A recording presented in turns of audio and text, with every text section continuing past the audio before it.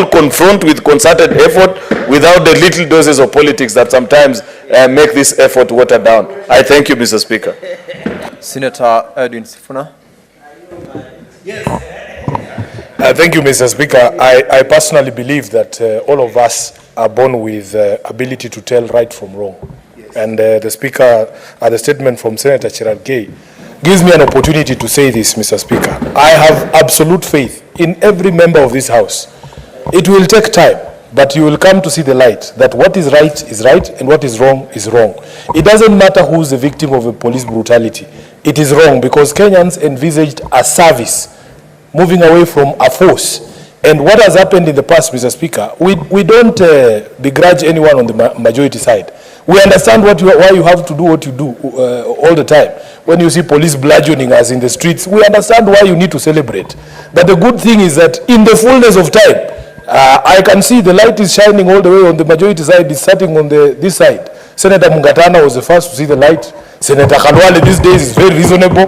I can see now my brother Cherargei, soon it will get to Karen and the majority leader. Because the problem we have, Mr. Bwana Majority Leader, my brother, is that although the Constitution expresses the police as having independent command, when we see pronouncements from senior members of the executive, for instance, the CS for Interior, Kindiki, when we were protesting and he's the one assigning timelines, he says by 5 a.m. the police will be there to deal with Sifuna and his crooks. That's what he used to do. When we see people like Gachagua saying we will crush these people, then we question ourselves about the independence of the police. And the IG of police repeats and echoes the things that are coming from the executive.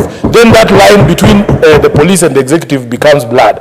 We will condemn every single incident where police are abusing their power. I am not in the habit, by the way, of laughing at people who used to laugh at me. Because I think my mission in this life, I think I will be at ease, at peace, Mr. Speaker, the day all of us join us in the minority in saying we must have a country that works for everyone, that respects rule of law, irrespective of who you are, Mr. Speaker, so that a person being bludgeoned in Nandi by police should have the same rights as a person being bludgeoned in Nyalenda. And we should all come out and condemn it and say this is not the service we wanted. Lastly, Mr. Speaker, on the statement by Senator Christopher Asige, as a member of the Transport Committee, we had a meeting with NTSA and the police command in terms of traffic.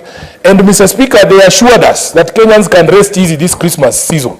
In my other life, they called me the Minister for Enjoyment, Waziri wa Sherehe in Kiswahili.